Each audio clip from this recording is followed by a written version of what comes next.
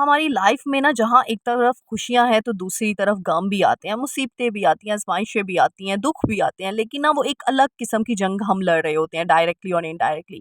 तो बस उसी जंग को लड़ने में कुछ ऐसी चीज़ों को अडॉप्ट कर लें आप, जिससे आपकी शख्सियत भी इम्प्रूव होगी और आप एक स्मार्ट और स्ट्रॉन्ग लेडी बन जाएँगी। तो बस आज कुछ बहुत इंपॉर्टेंट टिप्स आप लोगों के साथ शेयर करूँगी। Let's get started. अस्सलाम वालेकुम everyone, welcome to homemaker Palwasha. Hope you are doing good. अल्हम्दुलिल्लाह, आई एम आल्सो गुड। एक स्मार्ट और स्ट्रॉन्ग लेडी बनने के लिए ना फिजिकल अपीयरेंस तो इंपॉर्टेंस रखती है, लेकिन मैं वो बोलूँ वो सिर्फ 10% रखती है। अच्छे कपड़े, अच्छे जूते, अच्छा मेकअप, ये सारी चीज़ें सिर्फ 10 to 15% आपको इम्प्रूव करती हैं। लेकिन जो बाकी आपका 85% है ना, वो आपकी पर्सनैलिटी, आपका इंटरनल जो आपका सोल है ना, उसको आपने चेंज करना है, उसमें वेरिएशंस लानी है।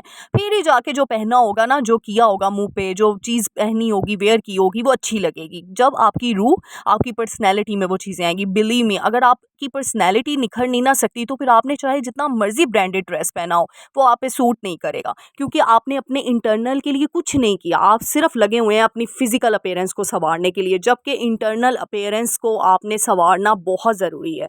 तो सबसे पहली टिप है यहाँ पे कि boost up your learning power. जी हाँ। अच्छा, अब ये मुझे काफ़ी बहनें बोलेंगी कि हम इस उम्र में अब सीखना शुरू कर दें। तो देखें, सीखने की कोई उम्र नहीं होती, और सीखने के लिए कोई स्पेसिफिक बुक या फिर स्पेसिफिक वीडियो देखने की ज़रूरत नहीं होती। आपने अपने माइंड सेट की गेम है ये सारी। आपका माइंड एक्टिव होना चाहिए कि आप किसी से भी सीख सकते हो कोई भी अच्छी बात। कोई कह रहा है, चाहे आपका आपसे कोई छोटा है, चाहे आपसे कोई बड़ा है, लेकिन उसके लिए आपको अपने अंदर से ना ईगो ख़त्म करनी पड़ेगी। ये जो हमारा नेगेटिव एटीट्यूड होता है ना कि नहीं जी हम परफेक्ट हैं, बाकी दुनिया जो है बाहर में, उस चीज़ को माइनस करना पड़ेगा, तभी माइंड आपका जो है ना पॉजिटिविटी अट्रैक्ट कर पाएगा। अच्छा, यहाँ पे मैं बता दूँ, मैं एम्पोरियम मॉल गई थी, मैंने वहाँ पे शूट कर लिया। काफ़ी अच्छे ब्रांड्स पे, जे डॉट पे, खाड़ी पे काफ़ी सेल्स लगी हुई हैं, जाके मिनीसो में। तो मतलब काफ़ी अच्छी प्राइस पे, बहुत रीज़नेबल प्राइस पे अच्छी चीज़ें मिल रही थी। तो मैंने कहा वीडियो भी रिकॉर्ड कर लूँ। यहाँ पे हैलोवीन का पूरा एक थीम बनाया हुआ था उन्होंने। तो मेरा मकसद यही होता है, मैं आप लोगों के लिए वीडियो बना रही होती हूँ, ताकि मैं आप लोगों को ना एक तरफ से, जो हम घर होम मेकर्स हैं ना, घर तो ज़ाहिर सी बात है हमारी मेन प्रायोरिटी है, घर के काम तो हम छोड़ नहीं सकते, लेकिन जब हम बाहर आउटिंग के लिए जाते हैं तो मैं एक एक चीज़ आपसे शेयर कर रही होती हूँ, ताकि मेरी बहनें घर में रह के मेरी वीडियो के थ्रू इंजॉय कर सकें, और उस जगह पे फ़ौरन जाके जाया करें, और वहाँ से अपॉर्चुनिटीज़ जो है अवेल किया करें। तो मैंने इसलिए कहा मैं ये कर दूँ, और ये बड़ा मज़े का एक थीम और पीछे बैकग्राउंड म्यूज़िक बड़ा बहुत बहुत मज़े का लग रहा था। तो मैंने कहा चलो आप लोगों के लिए रिकॉर्ड कर लेती हूँ सबके लिए। और मोहम्मद जनाब तो यहाँ पे डर गए, लेकिन बच्चों के लिए नहीं, मतलब छोटे बच्चों के लिए नहीं, ये सही। तो मैं फिर उसको ना साइड पे ले गई। लेकिन ये काफ़ी अच्छे कार्टून कैरेक्टर्स उन्होंने, कार्टून कह रही हूँ, हॉरर कैरेक्टर्स उन्होंने रखे हुए थे, और काफ़ी अच्छे से वो बिहेव कर रहे थे बच्चों को, बल्कि खुद बुला के ना वो डरा नहीं थे रही। सबसे अच्छी बात मुझे ये लगी कि वो ना हॉरर कैरेक्टर्स जो थे ना, वो डरा नहीं रहे थे, बल्कि वो बच्चों से नाइसली बात कर रहे थे। वो एक बच्चों के अंदर से डर ख़त्म कर रहे थे। तो ये बहुत अच्छा कॉन्सेप्ट रखा, जो मैंने ये चीज़ फ़ील की है कि एक तरफ हॉरर थीम के साथ, क्योंकि बच्चे जो है ना डरावनी चीज़ों के साथ डर जाते हैं, वो एक डर ख़त्म कर रहे थे बच्चों के अंदर से। इस तरीके से वो बिहेव कर रहे थे, उन कैरेक्टर्स को बहुत अच्छे से उन्होंने गाइड किया हुआ था। तो मैंने कहा चलो ये एक अच्छी बात थी, मैं शेयर कर दूँ। अच्छा, यहाँ पे एक चीज़ बता दूँ, जब आप सीखते हो ना, तो फिर उसके बाद ही आप में इम्प्रूवमेंट आती है। आपकी जो कम्युनिकेशन स्किल है ना, वो बेहतर होती है, और आप तब तक आपको कोई स्मार्ट या फिर स्ट्रॉन्ग लेडी नहीं कह सकता, या फिर आपके अंदर कॉन्फिडेंस लेवल नहीं आ सकता, जब तक आपके अंदर चीज़ों को समझने की मतलब पार ही ना हो। आपको समझ ही ना आए अगला बंदा क्या कह रहा है, और आप उल्टे जवाब दो। कई लोग होते हैं इस तरीके से, आप उनको समझाने की कोशिश करते हो, आगे से अपनी मारी जाते हैं। वो आगे से मतलब टू द पॉइंट नहीं, वो ऐसे गोल गोल गोल मोल, इस तरह के लोग आपकी ज़िंदगी में होंगे ना, गोल मोल बात कर देते हैं, और फिर आपको वहीं पे पता चल जाता है फ़ौरन कि यार ये बंदा किसी लायक नहीं है, इसका मेंटल लेवल और इसका मतलब इसको नहीं कुछ समझ आ रही है, यानी कि इसने अपने आप को बस एक बाउंड्री तक लिमिटेड किया हुआ है। तो इस वजह से ना अगले बंदे से बात करके फ़ौरन पता चल जाता है कि यार उसके अंदर जो है वो उसकी पर्सनैलिटी की इम्प्रूवमेंट है भी कि नहीं है। तो इसी वजह से हर किसी को ना मैं कहती हूँ, पहले अपना नॉलेज बढ़ाएं। नॉलेज इसी तरीके से बनता है जब आप किसी की बात अटेंटिवली सुनते हैं, जब आप बोलते हैं तो कुछ सोच समझ के बोलते हैं। इसीलिए कहते हैं ना, मुंह फट नहीं होना चाहिए, एकदम से बात नहीं कर देनी चाहिए। पहले सुनो सबकी बात, फिर एंड पे बोलो, ताकि अगले बंदे को भी आपकी वैल्यू जो है ना वो बन सके अगले बंदे के ऊपर। तो इसीलिए पहली चीज़ मेरी ये हो गई। नेक्स्ट चीज़ जो है बहुत इंपॉर्टेंट है कि बिलीव इन योर एबिलिटीज़। अच्छा, अब ये चीज़ है, बहुत सी मेरी बहनें हैं जो अपने आप को बहुत डिग्रेड करती हैं, हमें तो कुछ नहीं आता। क्यों?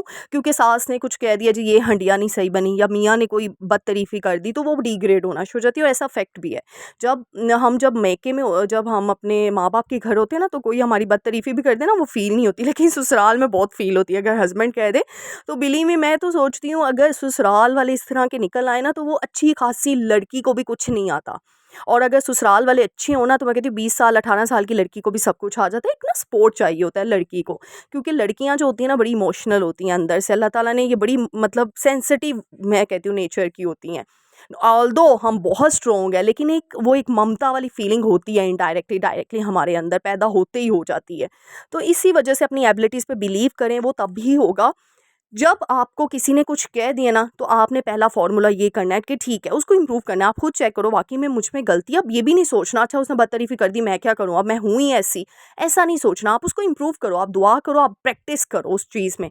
आहिस्ता-आहिस्ता इम्प्रूव हो जाएगी। दूसरी चीज़, अपने आप को फ़ौरन डिग्रेड नहीं कर देना, ओहो! अब तो ये मुझे आती नहीं है, मैं कर ही नहीं सकती। ना अपने आप को ऊपर चढ़ाना है, ना नीचे गिराना है। तो इस तरीके से क्या होगा, उस चीज़ में आपको बहुत ज़्यादा अच्छे से प्रैक्टिस। मुझे कुकिंग पहले बिल्कुल नहीं आती थी, अब माशाल्लाह से मैं हर चीज़ बना लेती हूँ। ये तभी होता है जब आप अपने आप की विल पावर को ना देखो, हमारे अंदर अल्लाह ने बहुत ज़्यादा पावर्स दी हैं, आपको ये बिलीव होना चाहिए। बज़ाते औरत ही आप बहुत पावरफुल हो, बस आपको किसी को, मैं कहती हूँ, आपको तो किसी से कॉम्प्लीमेंट लेने की ज़रूरत ही नहीं है। हमें तो अल्लाह सुब्हान तआला ने इतना बड़ा टाइटल दे दिया है, हमें तो अल्लाह सुब्हान तआला ने एक औरत बना के इतना पावरफुल कर दिया, पूरी दुनिया पे हम भारी हैं, ये मैं आपको बता दूँ। तो फिर आपको किसी से कॉम्प्लीमेंट लेने की ज़रूरत क्या? आप बस अपने आप को इम्प्रूव करो, अपने अंदर जो आपकी कमियां हैं उसको इम्प्रूव करो, अपने आप को देख के, ना कि किसी और को देख के, अपने माजी को देख कर इम्प्रूव करो कि अच्छा पहले मैं ऐसे नहीं थी, अब मैं इस तरीके से कर लेती हूँ। क्योंकि हर किसी में अपना-अपना टैलेंट होता है, हर किसी को अल्लाह सुब्हान तआला ने चीज़ें दी हुई हैं, बस उसको आपने खुद फाइंड आउट करना है, तराशना है।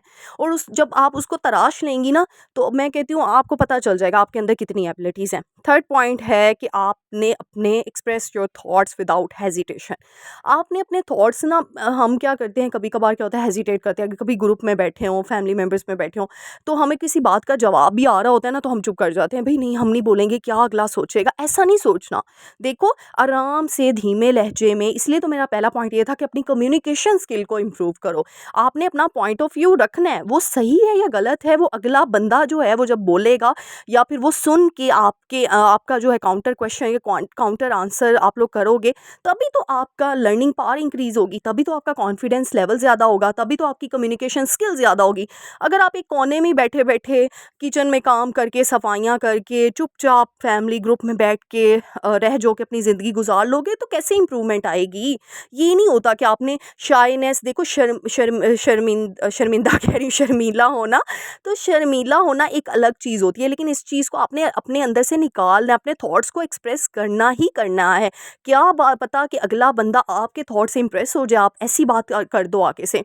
तो इस तरीके से पहली दफ़ा नहीं होगा, दूसरी दफ़ा, तीसरी दफ़ा, इस तरीके से आपकी लर्निंग पावर इंक्रीज़ होती रहेगी। याद नहीं, जब हम छोटे होते थे, तो स्कूल में एकदम से हमें डायरेक्ट ग्रैंड जो फंक्शन होता था उसमें नहीं डिबेट कराते थे, पहले छोटे-छोटे स्टेप्स पे डिबेट्स करवाते थे कि पहले क्लास के ग्रुप के सामने, फिर कॉरिडोर में, फिर प्रिंसिपल के सामने, फिर जो वाइस प्रिंसिपल होती है उसके सामने, और फिर हमें ग्रैंड फंक्शन पे लाया जाता था, ताकि एक बच्चे का कॉन्फिडेंस लेवल डेवलप हो सके छोटे-छोटे स्टेप से, और फिर बड़े ग्रैंड फंक्शन पे, ताकि वो वहाँ पे जो है वो अपना कॉन्फिडेंस लूज़ ना कर सके। तो इसीलिए आप अपने फैमिली मेंबर्स में पहले बोलना शुरू करो, अपने थॉट्स को एक्सप्रेस करो। एक लहजा होता है, एक धीमा लहजा होता है, एक कम्युनिकेशन स्किल होती है, उसके थ्रू फिर आहिस्ता-आहिस्ता अपने आप को इम्प्रूव करके आप लोग देखोगे, आप में इतनी इम्प्रूवमेंट आ जाएगी कि आप सबके सामने बोल सकोगे। आप लोग मुझे कहते हैं ना, पलवश आपी, आप किस तरीके से इतना कॉन्फिडेंट बोल लेती हैं, तो उसका यही राज़ है कि हमारे माँ-बाप ने हमें बचपन से एक चीज़ सिखाई, हमारे अंदर की है कि आपने ना, मतलब ऑल्दो हम लोग बहुत शाय थे बचपन में, मैं तो बहुत शाय थी, मैं तो अपने कज़िन्स के सामने नहीं आया करती थी।